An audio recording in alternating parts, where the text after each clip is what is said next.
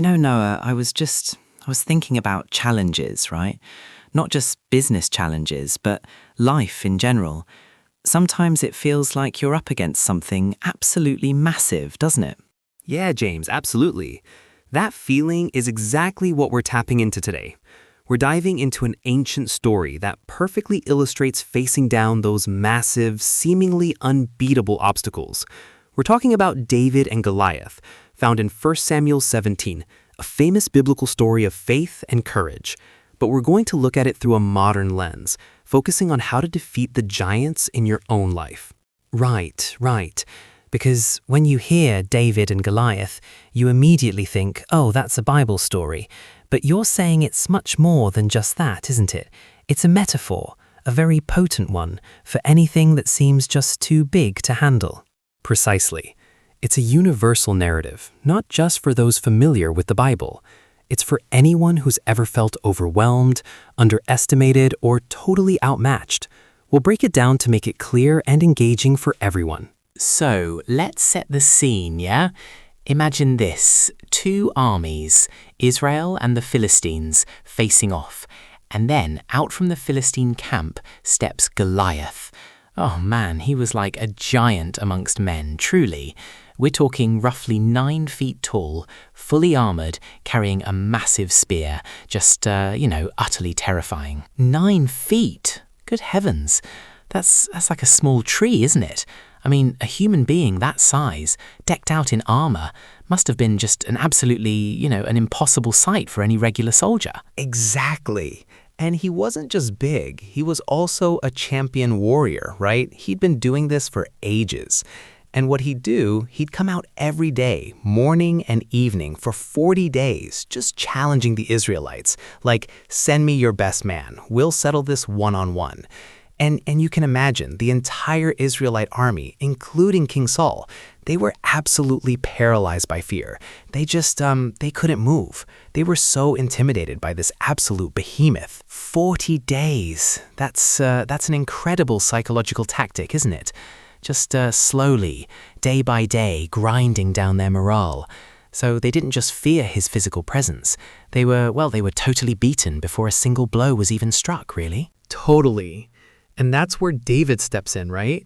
He's just a young shepherd boy, sent by his father to bring food to his older brothers on the battlefield.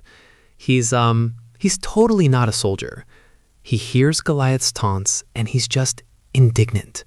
He's like, who is this uncircumcised Philistine that he should defy the armies of the living God? He couldn't stand it, He's got this totally different perspective. Hold on, a shepherd boy.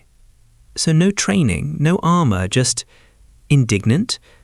That's quite a departure from the typical hero, isn't it? Most people would they'd run a mile, wouldn't they? Or, just keep their heads down. Yeah, but see, David wasn't coming from a place of fear.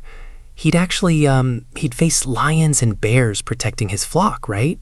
So he had this deep trust, not in his own strength, but in God. And when King Saul finally agrees to let him fight, Saul offers him his own armor. But David tries it on and he's like, nah, I can't move in this stuff. He discards it, picks up 5 smooth stones from the stream, and just his shepherd sling. That's it. His simple tools. Wow. So he completely rejects the conventional wisdom, doesn't he? He trusts his own methods, his own experience. That's incredibly brave, really, to go against what everyone expects. Absolutely. So the moment of truth arrives. Goliath sees David, this young kid, approaching with just a stick and a sling, and he's like totally scornful, right?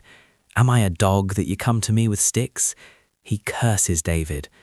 But David is just unflinching. He actually shouts back like, you come to me with a sword and with a spear and with a javelin, but I come to you in the name of the Lord of hosts. And he's not just talking, he's moving. Goodness. So he's not just confident, he's almost defiant, isn't he? That's a massive mental game he's playing there, just totally flipping the script. Yeah, he totally flips it. And then bam, David runs towards Goliath, puts a stone in his sling, swings it, and it hits Goliath right in the forehead. Just perfectly, right? Goliath just falls face down to the ground. That's it. The giant is defeated. Not by another giant, not by traditional warfare, but by an unlikely hero with an unconventional weapon. And, well, a whole lot of faith. It's just such a powerful visual, you know? It really is. And the speed of it too. It wasn't a long, drawn-out battle. It was decisive. Just one well-placed shot. That's incredible. It truly is. So, what can we take from this, right? First point, don't let the size of your giant intimidate you. Goliath was huge, yeah? But his size was actually his weakness. He was a big, slow target. Our challenges might seem massive, but often their very size makes them rigid, predictable. That's a really interesting point. So what seems like an overwhelming advantage for the giant can actually be, well, a vulnerability if you look at it differently. What else? Second, use your unique strengths. David didn't try to be Saul. He didn't try to be a heavy infantryman. He used what he knew, the sling of a shepherd. You have unique skills, unique perspectives, talents that might not seem conventional for the problem you're facing, but they could be your most potent weapon. Third, and this is really big, have unwavering belief. David believed. He believed in something bigger than himself. Whether that's faith or belief in your own capabilities or a mission, that inner conviction, that's what gives you the courage to face those things. So it's about identifying your personal slingshot, isn't it? And not trying to fight someone else's battle with someone else's armor. I like that. That's very relatable. Totally. And that's the thing, James. In our lives, we all have giants. Maybe it's a huge project at work or a personal health goal, or even just like persistent self-doubt. The point is, don't stand paralyzed on the sidelines like the Israelite army. Identify your giant. What is that overwhelming thing you're facing? Then look within. Find your sling, your unique talent, your network, your innovative idea, your faith. And then take action. Take that first step. Just like David, sometimes it's that one decisive, confident move that changes everything, you know? That's incredibly powerful, Noah. So it's not just about a historical event, it's an actionable framework for overcoming anything. That's really, really useful stuff, I think. Exactly. And you can absolutely apply this to anything.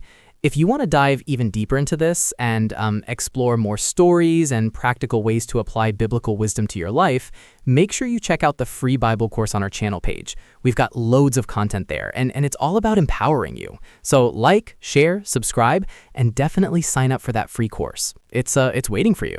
Go find your